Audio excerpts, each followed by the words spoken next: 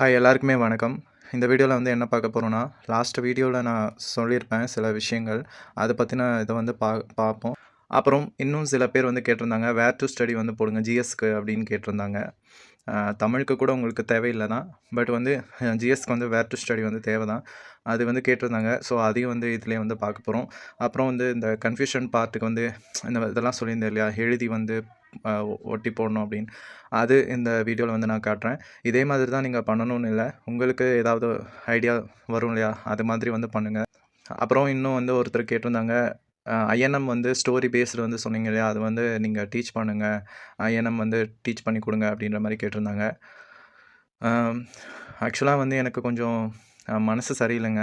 இந்த வீடியோ கூட வந்து சரி ஓகே போடுவோம் அப்படின்றதுக்காக தான் நான் போடுறேன். நடத்துகிற அளவுக்கு வந்து எனக்கு இது இல்லை. கொஞ்சம் மைண்ட் வந்து அப்செட்டாகவே இருக்குது. அது கொஞ்சம் க்யூர் ஆனதுக்கப்புறம் வந்து நான் வந்து போடுறேன். சரிங்களா? ஓகே. இப்போ வந்து இந்த இது பார்த்தீங்கன்னா தெரியும். இங்கே வந்து நான் இப்படி எழுதி போட்டிருப்பேன். ஸோ அப்படியே வந்து ஒரு ஓவர்வியூ மாதிரி காட்டுறேன். இது எல்லாமே வந்து நான் எழுதி இப்படி எனக்கு தெரிகிற மாதிரி வந்து ஒட்டி வச்சுக்கிட்டது. இதில் என்னென்ன இருக்குது அப்படின்னு சொல்லிட்டு வந்து நான் காட்டுறேன். இது ஃபஸ்ட்டு வந்து பார்த்திங்கன்னா, ஜியாகிரஃபியில் வந்து இருக்கும். இந்த சுரங்கப்பணி ஒழுங்குமுறை சட்டம், அது என்ன ஆண்டுகள், எங்கே ஸ்டார்ட் பண்ணாங்க, இதெல்லாம் வந்து நான் எழுதி வச்சுருப்பேன். அது புக்கில் பார்க்கும்போது ரொம்ப திருப்பி திருப்பி எடுத்து பார்க்குற மாதிரியே இருக்கும். அதனால் வந்து நான் இப்படி எழுதி வச்சுப்பேன். அது கன்ஃபியூஷன் பார்ட்டுன்னு. இந்த கொஷின் கூட கேட்டிருந்தாங்க. முதல் சணல் ஆலை 1854 கல்கட்டாவில் எங்கே ஸ்டார்ட் ஆச்சுன்னு சொல்லிட்டு கூட கேட்டிருந்தாங்க. அது வந்து ரிஸ்ட்ரா அப்படின்ற இடத்துல வந்து ஸ்டார்ட் ஆகிருக்கும். இந்த கொஷின் கூட கேட்டிருந்தாங்க 2024 குரூப் 4ல். அதுக்கப்புறம் இந்த சைடு எழுதுனதும் அதே தான். அந்த ஜியாகிரஃபியில் வர சில பாயிண்ட்ஸு. அதுக்கப்புறம் வந்து சில இதெல்லாம் வந்து எழுதி வச்சுருப்பேன். இந்த இது தங்க நாற்கர சாலை அது எப்போ ஸ்டார்ட் ஆச்சு, 58-46 கிலோமீட்டர். ஸோ இதெல்லாம் வந்து எழுதி வச்சுருப்பேன். அப்புறம் நான் வந்து இப்படி தான் படிப்பேன். 5846ன்னு படிக்க மாட்டேன், 5846ன்னு படிப்பேன். ஏன்னா பெரிய நம்பராக இருக்கும்போது நம்ம ஞாபகம் வச்சுக்க முடியாதுன்றதுனால 2 டிஜிட்டாக பிரிச்சுக்கிருவேன். இல்லை ரொம்ப பெரிய நம்பராக இருந்ததுன்னா 3 டிஜிட் நம்பராக பிரித்து அப்படி வந்து ஞாபகம் வச்சுப்பேன். அதே மாதிரி சில பேருக்கு வந்து இந்த ஆண்டுகள் எப்படி ஞாபகம் வைக்கிறது அப்படின்ற ஒரு டவுட் வந்து இருக்கும். ஆக்சுவலாக அது எந்த செஞ்சுரியில் வந்து நடந்தது அப்படின்றது ஞாபகம் வச்சுட்டா போதும். லாஸ்ட் அந்த 2 டிஜிட் நம்பர் இருக்கு இல்லையா, அது மட்டும் நான் வந்து இது பண்ணிப்பேன். இப்போ சுரங்கப்பணி ஒழுங்குமுறை சட்டம்னா 57, தேசிய அலுமினிய நிறுவனம் நால்கோனா 81, நால்கோ 81. அப்படி கொஞ்சம் திருப்பி வந்து அந்த நம்பரை மட்டும் நான் வந்து படிச்சுப்பேன். ஆனால் செஞ்சுரி வந்து என்ன செஞ்சுரின்னு வந்து தெரியும் நம்மளுக்கு. வந்து அது 18th செஞ்சுரியில் நடந்ததா, இல்லை 19th செஞ்சுரியில் நடந்ததா, இல்லை 20th செஞ்சுரியில் நடந்ததா. இப்போ இதெல்லாம் வந்து பார்த்திங்கன்னா 20th செஞ்சுரி. அப்போ 20th செஞ்சுரின்னும் போது இதை ஈஸியாக வந்து நம்ம ஞாபகம் வச்சுக்க முடியும். அப்படின்னும் போது இந்த லாஸ்ட் டிஜிட் மட்டும் நம்ம படிச்சுக்கிட்டால் வந்து போதும். அதே மாதிரி முதல் பருத்தி நெசவாலை 19th செஞ்சுரியில் 18ல் நடந்தது. அந்த மாதிரி வந்து ஆண்டுகள் படிச்சுக்கிட்டிங்கன்னா உங்களுக்கு வந்து ஈஸியாக இருக்கும். நான் அந்த மாதிரி தான் பண்ணேன். உங்களுக்கு எப்படி ஐடியா தோணுதோ அந்த மாதிரி வந்து பண்ணுங்கள். அப்புறம் இந்த டீட்டெயில்ஸ்லாம் வந்து எழுதி வச்சுருக்கேன். அதுக்கடுத்து இந்த ஜியாகிரஃபியில் வந்து வர்ற இந்த எவரெஸ்ட்டு, கஞ்சன்ஜங்கா, ஆனைமுடி, அந்த மலைகள். அப்புறம் இந்த இது வந்து குழப்பம் எனக்கு, வட அச்சம் டு இந்த வட அச்சம், கிழக்கு அச்சம், இந்த எந்த டிகிரியில் இருக்குது அப்படின்றது. ஸோ அது வந்து கன்ஃபியூஷனாக இருக்குன்றதுனால அதையும் நான் வந்து எழுதி வச்சுப்பேன்.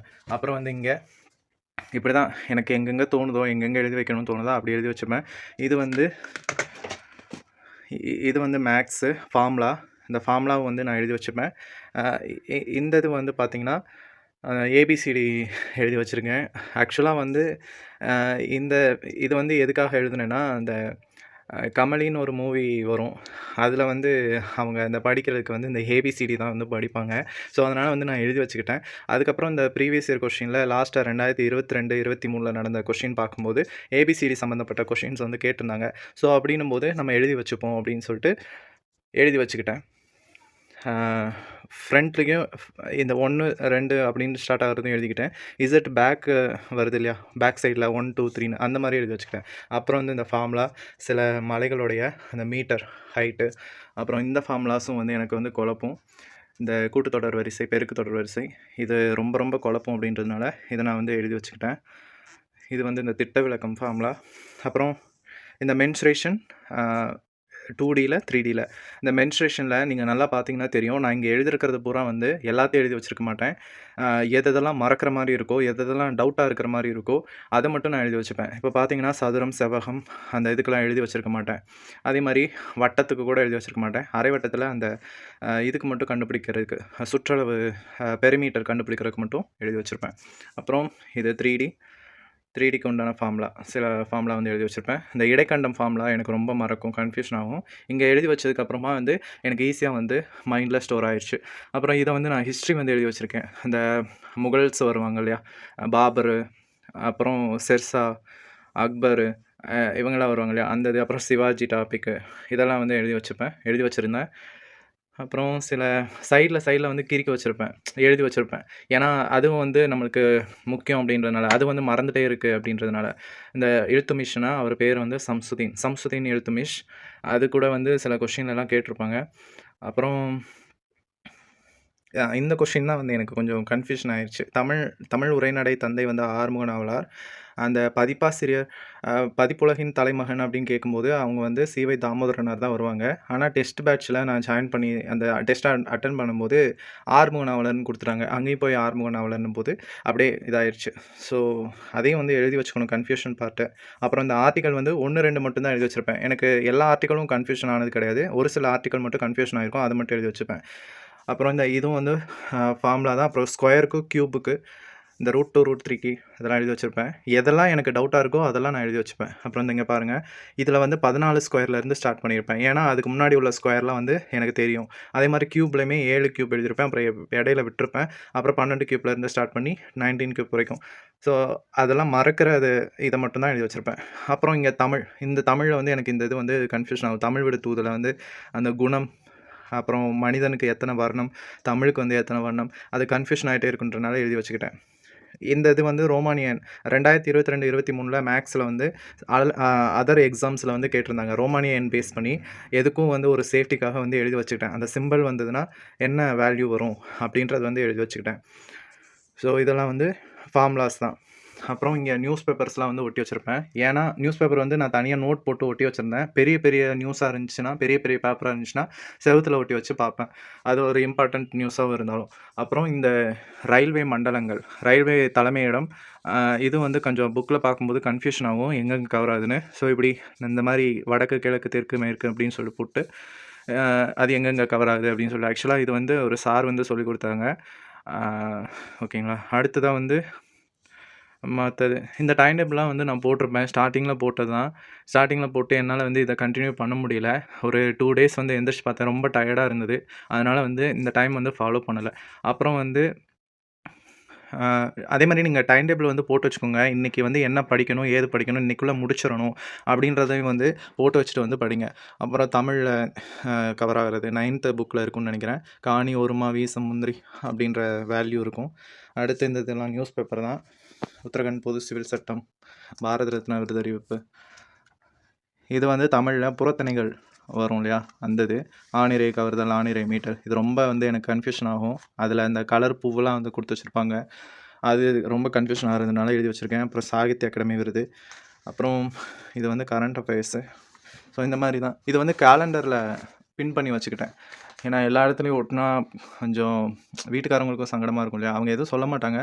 பட் இருந்தாலும் வந்து அவங்க எதுவும் நினச்சிடக்கூடாதுன்னு இதுக்குள்ளேயே முடிச்சுக்கிட்டேன் நான். அப்புறம் இது வந்து இந்த மாநாடுகள் வந்து எழுதி வச்சுருப்பேன். 1885 காங்கிரஸ் வந்து ஸ்டார்ட் பண்ணி, அதுக்கப்புறம் வந்து ஒவ்வொரு வருஷமும் அந்த டிசம்பர் மந்தில் வந்து மாநாடுகள் வந்து நடத்துவாங்க.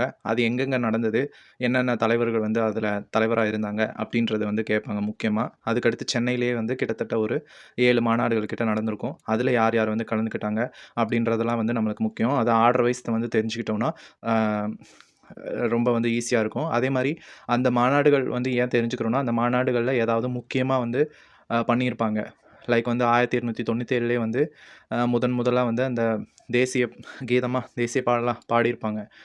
அப்புறம் 1911வது மாநாட்டிலையும் பாடியிருப்பாங்க. ஸோ இப்படி அதெல்லாம் வந்து ரொம்ப வந்து முக்கியம் நம்மளுக்கு. அடுத்து சூரத் பிளவு கூட அந்த 1907 வந்து நடந்திருக்கும். அது வந்து நம்மளுக்கு ரொம்ப முக்கியம். அது எந்த மாநாட்டில் நடந்தது, அந்த மாநாட்டில் வந்து யார் வந்து தலைவராக இருந்தாங்க அப்படின்றதெல்லாம் வந்து நம்மளுக்கு முக்கியம்.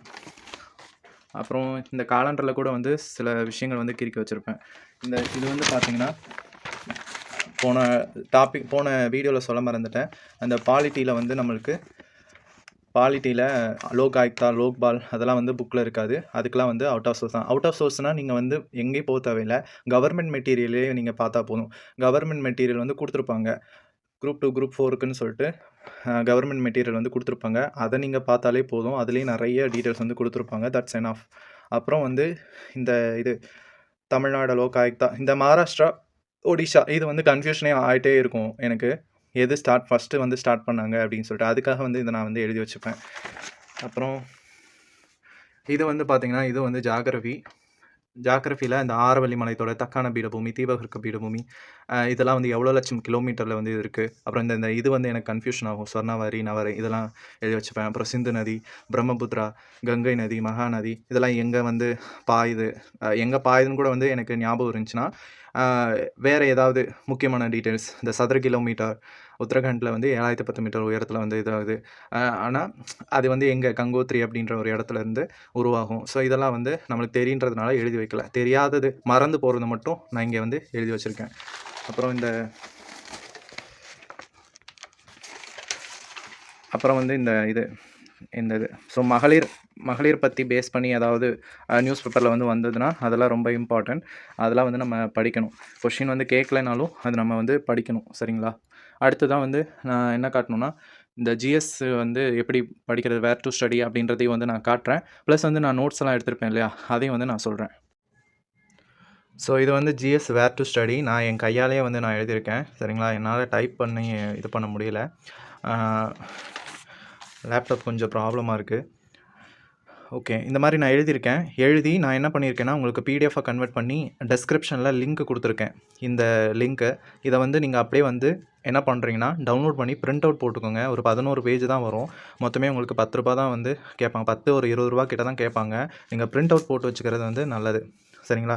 இப்போது எக்ஸாம்பிளுக்கு சிலபஸை வந்து கையில் வச்சுக்கிறோங்க. நான் இந்த மாதிரி மார்க் பண்ணியிருப்பேன். சயின்ஸ்க்கு மட்டும் நான் மார்க் பண்ணியிருக்க மாட்டேன். சயின்ஸு, கரண்ட் அஃபேர்ஸ்க்கு. இப்போ ஜாகிரஃபி வந்து எடுக்கிறீங்கன்னா, இந்த ஜாகிரஃபியில் வந்து இப்போது லைக் வந்து என்ன சொல்கிறதுனா, இயற்கை அமைவுகள் அப்படின்றது கேட்டிருக்காங்க. நான் வந்து இந்த இங்கே வந்து ஃபஸ்ட்டு கொடுத்துருக்காங்க இல்லையா, இந்த ஃபஸ்ட்டு ரோமன் லெட்டர். ஸோ இந்த ஃபஸ்ட்டில் வந்து இயற்கை அமைவுகள் அப்படின்றது கொடுத்துருக்காங்க. ஆறுகளும் வந்து இங்கே வருது. இங்கே வரும் சிலபஸில் ஆறுகள் இங்கே வருது இல்லையா. ஸோ அப்போது இங்கே வந்து இயற்கை அமைவுகள், ஆறுகள், இந்தியா அமைவிடம், இயற்கை அமைப்புகள் அப்படின்னு சொல்லிட்டு 10th ஃபஸ்ட்டு லெசன் வந்து கொடுத்துருக்கேன் இல்லையா. அப்போ 10th ஃபஸ்ட்டு லெசன்னா என்னது, 10th ஜாகிரஃபியில் வந்து போய் பார்க்கணும். நான் வந்து 11th 12th வந்து பக்கத்துலேயே வந்து மென்ஷன் பண்ணியிருப்பேன். இப்போ 10th வந்து இது ஃபஸ்ட் லெசன் இந்தியா அமைவிடம், நிலத்தோற்றம் மற்றும் வடிகால் அமைப்பு, 138வது பேஜ் நம்பர். ஸோ 138வது பேஜ் நம்பரில் ஃபஸ்ட்டு பாடம் இருக்குது இல்லையா. ஸோ அப்போது இதை வந்து நீங்கள் படிக்கணும். இது பார்க்குறதுக்கு உங்களுக்கு ரொம்ப கஷ்டமாக இருக்கிற மாதிரி தான் இருக்கும். பட் மேப்பை வச்சு நீங்கள் வந்து படிங்க. மேப்பில் அப்பப்போ சும்மா வந்து கிறுக்குங்க. ஏன்னா அப்போ தான் வந்து உங்களுக்கு இடம் வந்து எங்கெல்லாம் இருக்குது அப்படின்றது வந்து தெரியும். ஸோ இப்படி படித்து முடிச்சுட்டு நீங்கள் என்ன பண்ணுறீங்கன்னா, அப்படியே புக் பேக்கில் இருக்கிற கொஷின்ஸையும் வந்து நீங்கள் ஒர்க் அவுட் வந்து பண்ணி பார்க்கணும். அதில் நம்ம கரெக்டாக குறிக்கிறோமா அப்படின்றதெல்லாம் ஒர்க் அவுட் பண்ணி பார்த்துட்டு, அப்புறம் யாராவது ஆன்சர் கீ மாதிரி போட்டிருப்பாங்க, அதை வந்து செக் பண்ணி பார்த்துக்கோங்க. சரிங்களா?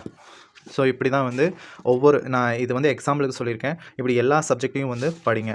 அதே மாதிரி கரண்ட் அஃபேர்ஸ், நடப்பு நிகழ்வுகள்னு போட்டுட்டு கரண்ட் அஃபேர்ஸ் போட்டு லாஸ்ட் 6 months கரண்ட் அஃபேர்ஸ்னு வந்து நான் போட்டிருப்பேன். லாஸ்ட் 6 months கரண்ட் அஃபேர்ஸே வந்து போதும் தான் என்னை கேட்டால். ஏன்னா வந்து கரண்ட் அஃபேர்ஸ் வந்து நிறைய போய் படிக்க முடியாது. அதுக்கு நம்ம புக்கில் இருக்கிற சிலபஸ் வந்து கம்ப்ளீட் பண்ணிடலாம். கரண்ட் அஃபேர்ஸ் 6 months படித்தாலே உங்களால் வந்து கொஞ்சம் ஓரளவுக்கு வந்து அட்டன் பண்ணிட முடியும். அதுக்கு வந்து என்னென்னா தி ஹிந்து பேப்பர், அப்படி இல்லைனா தினமணி பேப்பர், இந்த 2 பேப்பர் படித்தாலும் ஓகே தான். சில பேர் வந்து இந்த ஹிந்து பேப்பர் மட்டும் வாங்கி படிப்பாங்க. இல்லை சில பேர் வந்து தினமணி பேப்பர் வந்து வாங்கி படிப்பாங்க. ஸோ உங்களுக்கு எது வந்து முக்கியம்னு தோணுதோ அது வந்து படிங்க. நான் ஹிந்து பேப்பர் தான் வந்து படித்தேன் வீட்டில் வாங்கி. ஆனால் தினமணி பேப்பருக்கு வந்து டெய்லி யாராவது வீடியோ போடுவாங்க, அந்த வீடியோ வந்து பார்த்து படித்தேன். எனக்கு டெஸ்ட் பேட்ச் ஜாயின் பண்ணேன்னு சொன்னேன் இல்லையா. ஸோ அந்த டெஸ்ட் பேட்ச்லேயே வந்து என்ன பண்ணிட்டாங்கன்னா, டெய்லி வந்து தினமணி நியூஸ் பேப்பரான வீடியோ வந்து போட்டுருவாங்க. அதை பார்த்து நான் நோட்ஸ் எடுப்பேன். இந்த மாதிரி வந்து நான் நோட்டில் வந்து ஒட்டி வச்சுப்பேன். கட் பண்ணி இப்படி நான் வந்து ஒட்டி வச்சுப்பேன். ஏன்னா பின்னாடி வந்து திருப்பி எடுத்து பார்க்குறதுக்கு நம்மளுக்கு ஈஸியாக இருக்கும். அது அப்படியே வந்து நம்மளுக்கு ஞாபகம் வரும். ஓகேங்களா? ஸோ இது வந்து கரண்ட் அஃபேர்ஸ்க்கு. அப்புறமா எல்லா சிலபஸ்க்கும் வந்து எழுதியிருப்பேன். இப்போது ஹிஸ்ட்ரினா, இப்போது இந்தியாவின் வரலாறு, பண்பாடு, ஹிஸ்ட்ரினா சிந்து சமவெளி நாகரிகம், சிந்து சமவெளி 6th 9thனா அது வந்து ஹிஸ்ட்ரி புக்கை வந்து எடுங்க. சரிங்களா? இங்கே ஹிஸ்ட்ரி வந்து டாபிக் வந்து இருக்குது அப்படின்னா, ஹெட்லைன் வந்து டாபிக் இருக்குன்னா, அது வந்து உண்டானது எல்லாமே நான் வெறும் 7th 11th மட்டும் போட்டிருந்தேன்னா, அப்போ அது வந்து ஹிஸ்ட்ரி புக்கு. 11த்னா ஹிஸ்ட்ரி புக்கு. ஓகேங்களா? சப்போஸ் இல்லைனா இப்போ பாருங்கள், இது வந்து பாலிட்டி, இந்திய ஆட்சியல் பாலிட்டி. இப்போ பாலிட்டினா இது எல்லாமே வந்து பாலிட்டி புக்காக தான் வந்து பார்ப்பீங்க. 6th ஹிஸ்ட்ரி புக்கில் வந்து பாலிட்டியை பார்ப்பீங்க. ஆனால் அப்படியே வந்து கீழே பார்த்தீங்கன்னா இங்கே வந்து 12th காமர்ஸ்னு வந்து போட்டிருப்பேன். ஏன்னா நுகர்வோர் பாதுகாப்பு அமைப்புகள் அப்படின்னும் போது அது 7th புக்லையும் இருக்குது, 12th காமர்ஸ் புக்கும் இருக்குது. அப்போ நான் இங்கே வந்து மென்ஷன் பண்ணியிருப்பேன் பக்கத்துலேயும், அது வந்து எந்த புக்கில் வந்து போயிட்டு படிக்கணும் அப்படின்னு. ஸோ இது எல்லாம் வந்து நான் என்ன மென்ஷன் பண்ணியிருக்கேனோ அதுபடி வந்து பார்த்து கூட வந்து நீங்கள் படிங்க. அப்புறம் இந்த யூனிட் 8ல் வந்து நம்மளுக்கு தேவையான இந்த 6th to 12th தமிழ் புக்குனா இந்த இது மட்டும் நீங்கள் 6th to 12th Tamil book வந்து பார்த்தா போதும். அப்புறம் யூனிட் 9 வந்து 11th புக்கில் தான் மோஸ்ட்லி வந்து கவர் ஆகும். அதே மாதிரி 10th புக்லேயும் கவர் ஆகும். 8th 10th அதில் வந்து கவர் ஆகும். இந்த 10th வந்து ஜாகிரஃபிலே வந்து 2 பாடம் இருக்கும் லாஸ்ட்டாக தமிழ்நாடை பற்றி. அது ரொம்ப ரொம்ப முக்கியம். அப்புறம் திறனறிவும் மனக்கணக்கு நுண்ணறிவும் மேக்ஸுக்கு வந்து நம்மளுக்கு எப்படின்னா ப்ரீவியஸ் இயர் கொஷின் வந்து கண்டிப்பாக தேவை. ப்ரீவியஸ் இயர் கொஷின் வந்து பாருங்கள். லாஸ்ட்டாக ஒரு 5 இயர் மேக்ஸ் வந்து போதுமானது தான். அப்புறம் புக்ஸில் 6th to 10th இப்போ நான் இங்கே வந்து சொல்லியிருப்பேன் இல்லையா ஜிஎஸ்க்கு மற்ற டாப்பிக்லாம், அதே மாதிரி தான் நீங்கள் வந்து 6th to 10th வந்து என்ன உங்களுக்கு டாபிக் வந்து தேவையோ அது வந்து பார்த்தீங்கன்னா போதும். தனி வட்டினா தனி வட்டி, கூட்டு வட்டினா கூட்டு வட்டி. அப்புறம் ப்ளஸ் வந்து கவர்மெண்ட் மெட்டீரியல் வந்து பார்த்துக்கோங்க. அதுலேயும் வந்து மேக்ஸுக்கு வந்து சிலபஸ் வைஸ்லேயே வந்து கொடுத்துருப்பாங்க. அந்த மேக்ஸையும் வந்து போட்டு பாருங்கள். ஓகேங்களா? அடுத்து வந்து நோட்ஸ் வந்து எப்படி எடுக்கிறது அப்படின்றது நிறைய பேருக்கு வந்து டவுட்டாக இருக்கும். நோட்ஸ் வந்து அழகாக எடுக்கணுமா, நீட்டாக எடுக்கணுமா அப்படின்ற மாதிரியான டவுட்ஸ்லாம் வந்து இருக்கும். இன்னும் சில பேருக்கு வந்து டாப்பர்ஸ் வந்து எடுத்த நோட்ஸை பார்த்தா தான் நம்மளுக்கு ஒரு இது கிடைக்கும் அப்படின்ற மாதிரியெல்லாம் இருக்கும். அப்படிலாம் கிடையாது. நானும் அந்த மாதிரி தான் வந்து நினச்சிட்டு இருந்தேன். உங்களுக்கு வந்து நோட்ஸ் அப்படின்னா கண்டிப்பாக வந்து நோட்ஸை எடுத்து படிக்கணும். அது வந்து ரொம்ப ரொம்ப முக்கியம். அது பின்னாடி வந்து ரிவிஷனுக்கு வந்து ஹெல்ப்ஃபுல்லாக இருக்கும். ஆனால் நோட்ஸ் வந்து இப்படி தான் எடுக்கணும் அப்படின்ற மாதிரி கிடையாது. நீங்கள் அழகாக எழுதணும் அப்படின்ற அவசியமும் கிடையாது. கிறுக்கி வச்சு எழுதினாலும் பரவாயில்ல. அது உங்களுக்கு பின்னாடி வந்து புரியுதா அப்படின்றது வந்து பார்க்கணும். நான் ஃபஸ்ட்டு கொஞ்சம் நீட்டாக வந்து எழுதியிருப்பேன். இது வந்து தமிழுக்கு எழுதுனது தான், 6th நியூ புக்குக்கு எழுதுனது. பின்னாடி போக போக வந்து பார்த்திங்கன்னா ரொம்ப கிறுக்கி வச்சுருப்பேன். ஆனால் எனக்கு புரியும். நான் திருப்பி எடுத்து பார்த்தேன் அப்படின்னா புரியும். இந்த மாதிரி கிறுக்கி வச்சு அம்புக்குறியெல்லாம் போட்டு அதோட கனெக்ஷன் பண்ணி அந்த மாதிரி வந்து வச்சுருப்பேன். ஸோ நோட்ஸ் வந்து நீங்கள் எப்படி எடுத்தாலும் பரவாயில்ல, பின்னாடி வந்து உங்களுக்கு வந்து புரியணும். அதே மாதிரி நோட்ஸ் வந்து எல்லாத்தையும் எடுக்கணுமா அப்படின்னு கேட்டிங்கன்னா அப்படி கிடையாது. உங்களுக்கு வந்து எது பின்னாடி மறக்கும் அப்படின்ற மாதிரி ஒன்று இருக்கும் இல்லையா? ஸோ அந்த இதை மட்டும் நீங்கள் எடுத்து வச்சுக்கணும். நானும் அப்படி தான் எடுத்து வச்சுருப்பேன். சில விஷயங்கள் மட்டும் தேவையில்லாமல் எடுத்து வச்சுட்டு டைம் வேஸ்ட் பண்ணிட்டேன். ஆனால் எனக்கு நிறைய டைம் இருந்ததுனால கொஞ்சம் ஈஸியாக எடுக்க முடிஞ்சது. ஆனால் இனி வரப்போகிற எக்ஸாமுக்கு வந்து பார்த்திங்கன்னா 2025க்கு கொஞ்சம் டைம் வந்து கம்மியாக தான் இருக்குது இல்லையா? அதனால் நோட்ஸ் கொஞ்சம் எவ்வளோ சீக்கிரமாக எழுத முடியுமோ அவ்வளோ சீக்கிரத்தில் எழுதுறது வந்து நல்லது. நோட்ஸ் வந்து இப்போது எக்ஸாம்பிளுக்கு சொல்லணுன்னா பாரதியாரை பற்றி ஒரு சில நோட்ஸ்லாம் வந்து இருக்கும். இப்போ பாரதியார் வந்து எங்கே பிறந்தார் அதெல்லாம் உங்களுக்கு வந்து தெரியும். பாரதியார் வந்து சில நூல்கள் வந்து எழுதியிருப்பார். கண்ணன் பாட்டு, பாப்பா பாட்டு, அப்புறம் குயில் பாட்டு, இந்த மாதிரிலாம் எழுதியிருப்பார். அப்போ இதெல்லாம் உங்களுக்கு வந்து தெரியும்.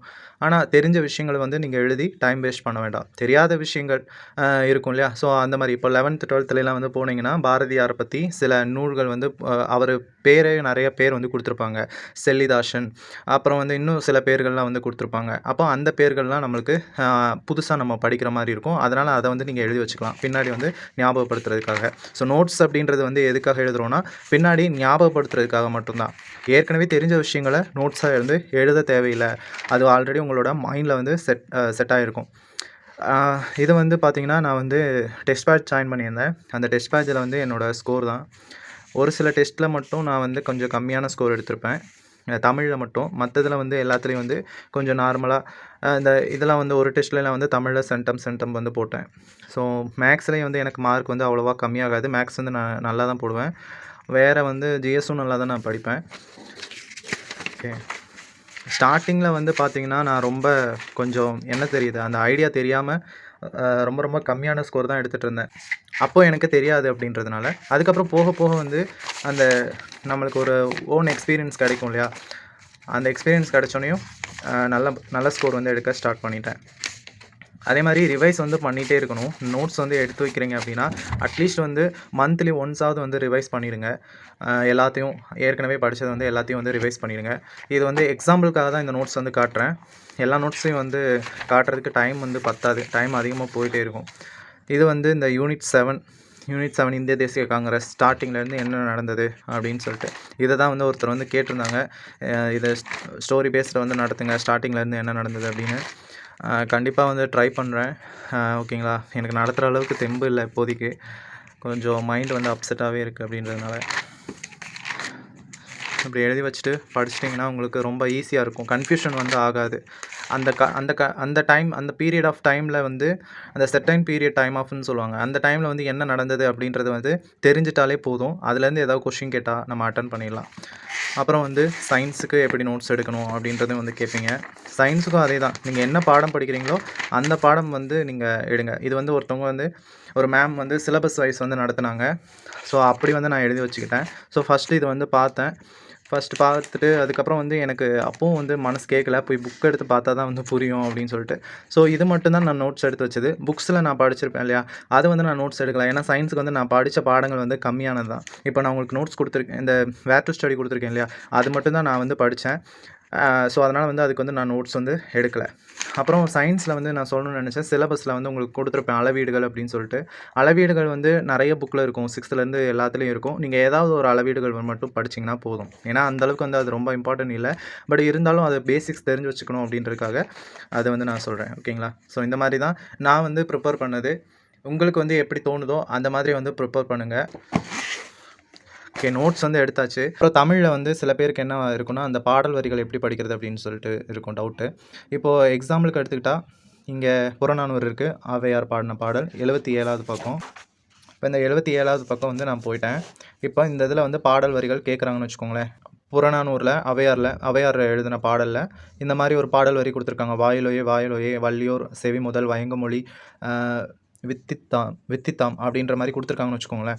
ஸோ இந்த மாதிரி வந்து கொடுத்துருக்காங்க. ஆனால் இது வந்து உங்களுக்கு ஃபஸ்ட்டு பார்த்தோன்னே உங்களுக்கு வந்து புரியாது. அதுக்காக தான் நம்ம என்ன பண்ணணும்னா, ஃபஸ்ட்டு எடுத்தோன்னே வந்து பாடல் வரியை படிக்காமல் பாடலின் பொருளை வந்து படிக்கணும். இந்த பாடலின் பொருள் இருக்கு இல்லையா, அந்த பாடலின் பொருளை வந்து கொடுத்துருப்பாங்க. இதை ஒரு 3 டைம் அண்டர்ஸ்டாண்ட் பண்ணி கான்செப்ட் என்னன்னு வந்து புரிஞ்சுக்கோங்க. என்ன சொல்ல வராங்க, என்ன கதை அப்படின்றத வந்து புரிஞ்சுக்கோங்க. புரிஞ்சுக்கிட்டிங்கன்னா உங்களுக்கு ஈஸியாக இருக்கும். இப்போ பாருங்களேன், இப்போ வந்து இங்கே வந்து பார்த்தீங்கன்னா உங்களுக்கு வந்து தெரியும். காவலனே, விரைந்து ஓடும் குதிரையை கொண்ட நெடுமான் அஞ்சி தன்னுடைய தகுதியை அறியானோ. அதாவது நெடுமான் அஞ்சியை பற்றி சொல்கிறாங்க. என்ன சொல்கிறாங்கன்னா, நெடுமான் அஞ்சிக்கு வந்து அவருக்கு வந்து அந்த தகுதி வந்து தெரியாதா? ஏன் தகுதி வந்து தெரியாது? ஓடும் குதிரை, அதாவது விரைந்து ஓடும் குதிரையவே வந்து வச்சுருக்குறாங்க அவங்க, நெடுமான் அஞ்சின்றவங்க. ஆனால் அவங்களுக்கு அந்த தகுதி வந்து தெரியாதா அப்படின்னு சொல்லிட்டு ஔவையார் பாட்டி வந்து அந்த வாயில் காப்பவர்கிட்ட வந்து கேட்குறாங்க. ஸோ அப்படி கேட்டு இந்த கதை மாதிரி நீங்கள் படிச்சிட்டிங்கன்னா உங்களுக்கு வந்து ஈஸியாக வந்து புரியும். அப்போது இங்கே வந்து பார்த்தீங்கன்னா உங்களுக்கு வந்து தெரியும். இப்போது சப்போஸ் இந்த பாடல் வரியை வந்து கொடுக்குறாங்க. கடுமான் தோன்றல் நெடுமான் அஞ்சி தன் அறியலான் கொள் என்ற புறநானூறு பாடலை பாடியவர் யார்? இல்லை இந்த வரி இடம்பெற்றுள்ள நூல் எது? அப்படின்ற மாதிரி கேட்டாங்கன்னா உங்களுக்கு வந்து ஈஸியாக தெரியும். கடுமான் தோன்றல் நெடுமான் அஞ்சி தன் அறியலன் கொள். இது வந்து நம்ம ஒரு ஸ்டோரி மாதிரி படிச்சிருக்கோம். அப்போ இது யார் கேட்பாங்க? ஔவையார் பாட்டி வந்து அந்த இந்த பிக்சரையும் பார்த்துக்கோங்க, உங்களுக்கு ஈஸியாக அண்டர்ஸ்டாண்ட் ஆகும். அப்போ ஔவையார் பாட்டி வந்து அந்த காவலர்கிட்ட வந்து பேசுகிறாங்க. கடுமான் தோன்றல் நெடுமான் அஞ்சி. அப்போ நெடுமான் அஞ்சி வந்து விரைந்து ஓடும் குதிரையை வந்து வச்சுருக்கிறாங்க. வச்சுட்டு வந்து அவங்களோட தகுதி வந்து அவங்களுக்கு தெரியலையா அப்படின்னு சொல்லிட்டு ஔவையார் பாட்டி வந்து கேட்குறாங்க அப்படின்னு சொல்லிட்டு. அப்போ உங்களுக்கு வந்து இந்த பாடலின் பொருள் வந்து அண்டர்ஸ்டாண்ட் பண்ணிக்கிட்டிங்கன்னா ஈஸியாக அந்த பாடல் வரிகள் வந்து ஈஸியாக புரிஞ்சிடும். ஓகேங்களா, அதே மாதிரி புக்ஸ் வந்து எங்கே வாங்குறது அப்படின்றது வந்து உங்களுக்கு டவுட் இருக்கும். நான் வந்து புக்ஸ் வந்து செகண்ட் ஹேண்டில் தான் வந்து வாங்கினேன். நியூ புக்ஸ் மட்டும்தான் செகண்ட் ஹேண்டில் வந்து வாங்கினேன். அதுக்கே வந்து காசு வந்து கம்மியாக தான் இருந்தது. செகண்ட் ஹேண்டில் வந்து சில பேர் வந்து விற்கிறாங்க, அங்கே போய் வந்து வாங்குங்க. இல்லைனா ஆன்லைனில் கூட வந்து தேடி பார்த்தீங்கன்னா செகண்ட் ஹேண்டில் புக்கு வந்து விற்பாங்க. புக்கு வந்து வாங்கி வச்சு படிங்க. அதே மாதிரி ஓல்டு புக்கு வந்து எனக்கு அது வாங்குறதுக்கு வந்து காசு பத்தாததுனால நான் என்ன பண்ணிட்டேன்னா, லேப்டாப்பில் வந்து டவுன்லோட் பண்ணி வச்சுக்கிட்டேன். 6th-லேருந்து 12th வரைக்கும் ஓல்டு தமிழ் புக்கை வந்து டவுன்லோட் பண்ணி வச்சுக்கிட்டேன். ஓல்டு தமிழ் புக்கு படித்தது பூரா லேப்டாப்பில் மட்டும்தான் படித்தேன். நியூ புக்குக்கு மட்டும்தான் ஒருத்தவங்ககிட்ட வந்து வாங்கி படித்தேன். ஓகேங்க, நீங்கள் வந்து இந்த மாதிரி வந்து படிங்க. கண்டிப்பாக நீங்களாகவே வந்து செல்ஃபாக வந்து என்ன பண்ணலாம் அப்படின்றத வந்து பண்ணிக்கோங்க. அதே மாதிரி முன்னாடியே வந்து ஃபிக்ஸ் பண்ணி வச்சுக்கோங்க. இடையில படிக்கிறத வந்து சேஞ்ச் பண்ணிக்க வேண்டாம். நீங்கள் ஸ்டார்டிங்கில் என்ன வந்து பண்ணீங்களோ அதை அப்படியே வந்து ஃபாலோ பண்ணிக்கோங்க. ஓகேங்களா? Okay, thank you. நான் வேறு ஒரு தகவலோடு சந்திக்கிறேன். அதே மாதிரி சில வீடியோஸ்லாம் வந்து கேட்டிருந்தீங்க, ட்ரை பண்ணுறேன். என்னோடய சுச்சுவேஷனையும் வந்து புரிஞ்சுக்கோங்க தயவு செஞ்சு. ஓகேங்களா? நன்றி.